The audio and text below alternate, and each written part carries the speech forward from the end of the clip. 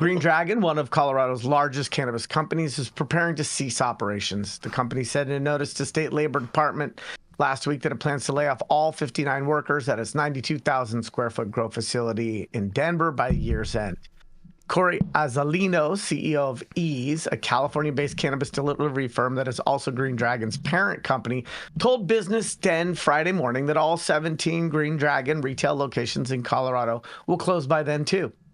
We don't have to file a warrant in Colorado for those, he said, citing the employee count at each store being under the 50 worker threshold. But those workers are part of existing entities that will be closing. Green Dragon will also close its 400,000 square foot medical marijuana grow operation in Florida, as well as its 39 Sunshine State dispensaries as part of the shutdown. Green Dragon is one of the largest players in the Colorado weed world, according to Christopher Smith of DeSolaro Real Estate, a firm that focuses on cannabis-related properties. Green Dragon and Ease recently got new owners, an ownership group involving Jen Clark, a billionaire founder of the defunct tech firm Netscape, foreclosed on the business's assets in August for $54 million, according to Green Market Report. His company, Founders JT, loaned the company $36.9 million in 2022. Azzalino, the CEO, described the process as akin to a bankruptcy sale, saying marijuana's illegal status on the federal level complicates the use of bankruptcy. If it weren't for cannabis, it would likely be Chapter 11, he said. Clark declined to comment when reached by email. Azzalino said he is unsure of what Clark plans to do, but he is certain that what is currently Green Dragon will not exist in the future. He said new ownership group is in a wait-and-see mode. Results of the election will play a major role in that, specifically Amendment 3 in Florida, which could be a catalyzing event, he said. Amendment 3, as you all know, viewers, would legalize recreational marijuana in the state of Florida, and the state will vote on it November 5th. Ease acquired Green Dragon roughly 3 years ago, but in mid-2023, Green Dragon co-founders Lisa Letter and Andrew and Alex Levine sued the company for fraud. They alleged Ease misrepresented its finances in the lead up to the sale and wrongly fired the trio in February of 2023. The case was dismissed months later. Levine, still a shareholder in the company, filed another civil suit against Ease on August 6, court records show. The suit aims to investigate whether Clark and board member Thomas Jermaluk conspired to acquire the company's assets at below market value, according to Green Market Report. Green Dragon's Denver grow facility, meanwhile, just got a new landlord. Now, here's why I picked this, so pay attention, everybody. The building at 830 Wyandotte Street was bought this month by Don Ball. Wyandotte. Don't interrupt me to correct me, Jenny. Was bought this month by Don Ball, a Texas-based real estate investor, for $11.5 million, public records show. Ball told Business Den Friday that he has yet to hear from his tenant, but is not too worried because Green Dragon is locked into an ironclad lease. He bought the building from Best Properties, LLC, a company headed by Letter. She also listed a Florida grow facility property for sale over the summer, but declined to pull it off the market in recent months because of the prospect that it might fetch more if Amendment 3 passes, Ball said. Azzalino said the sale of 830, however we want to pronounce it street, was unrelated to the company's shuttering, but noted Letter is trying to shed her Green Dragon-related assets. She also recently sold the marijuana mansion in Denver's Cap Hill neighborhood, which is in front of a Green Dragon dispensary. Ball, the new owner of that 11-point-something million dollar property, said there has been no indication that he won't get the $143,000 rent payment he's owed. Green Dragon's lease will expire in January 2031, and the rent increases from 1.5% to 3% each year, according to a marketing brochure for the property. The only thing that could destroy the income is if they file for Chapter 11, Ball said. So, before I kick it off to you talking heads and pundits, I just want to point something out. Here we've got a company that was owned by another company.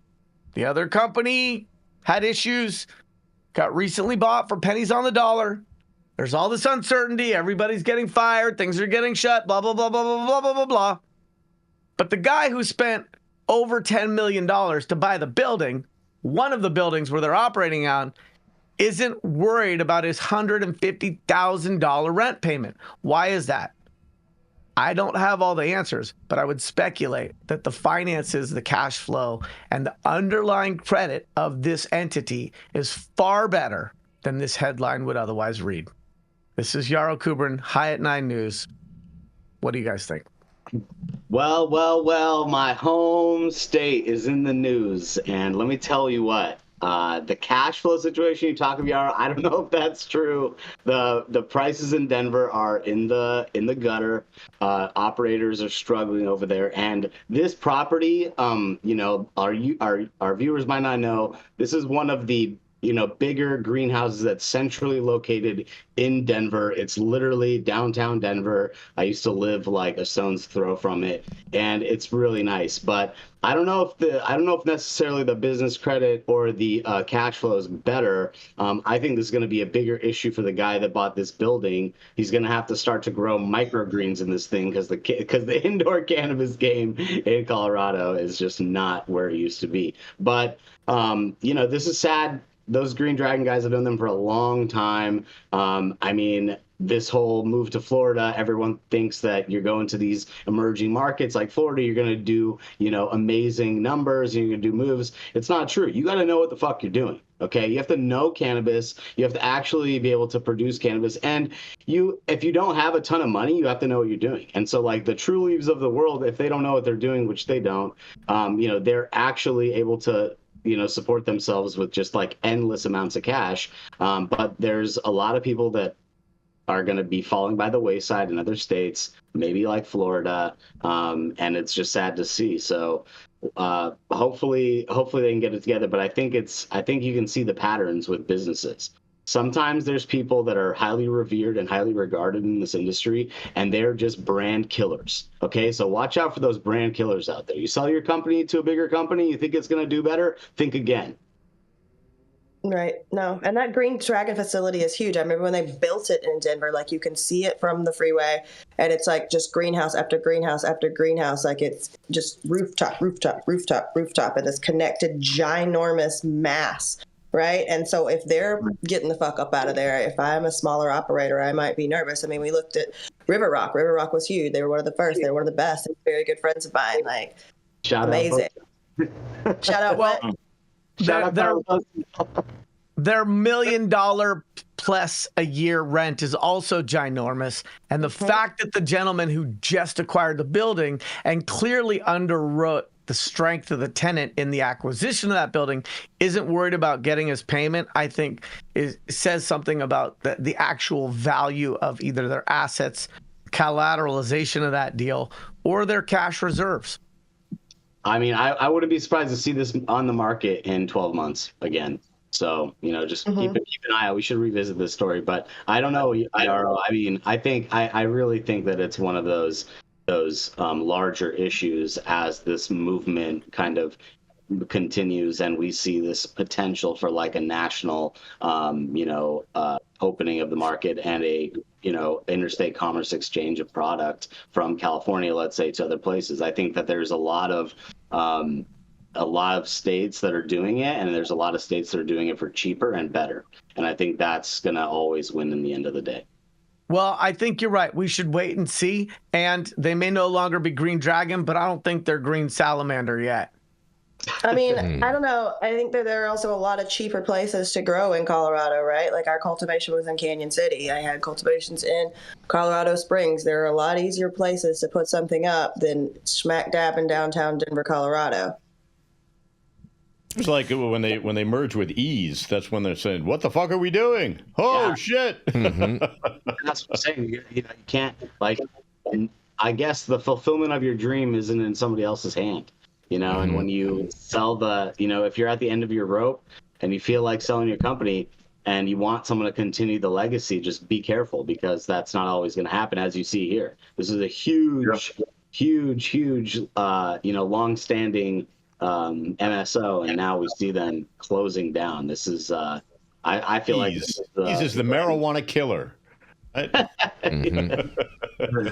easy to kill. Want to kill your business? Right? Yeah. With ease. Yeah, I think you hit it. I think you hit the nail on the head there, Saman. You're running a big risk if you stick around after somebody else acquires your company. Like you ain't in charge no more. You know what I'm saying? You're not in charge. You're giving up control. So I mean, I've been in that situation a couple of times, and I've walked the fuck away.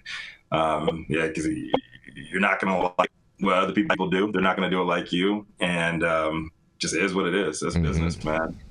Big bank eat little bank, and sometimes that big bank is corrupt, and it got a bunch of idiots at that teller station. So it is what it is. Yo, and that's the way the cookie crumbles. Oh, you're funny. You're funny. Well, shout out to the Cole Memo who says, "Happy Tuesday from Chillinois," and then in parentheses he says the S is silent. But let me tell you something, Cole.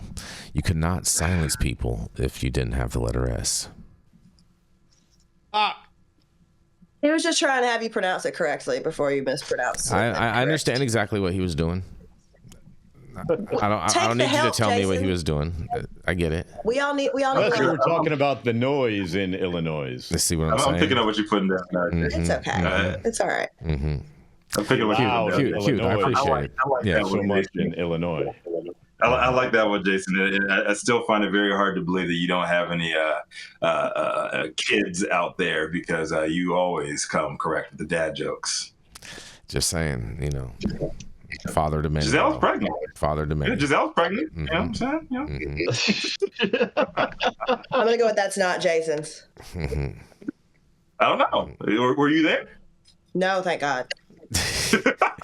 Welcome. Let's roll, Rico. We're gonna roll into someone.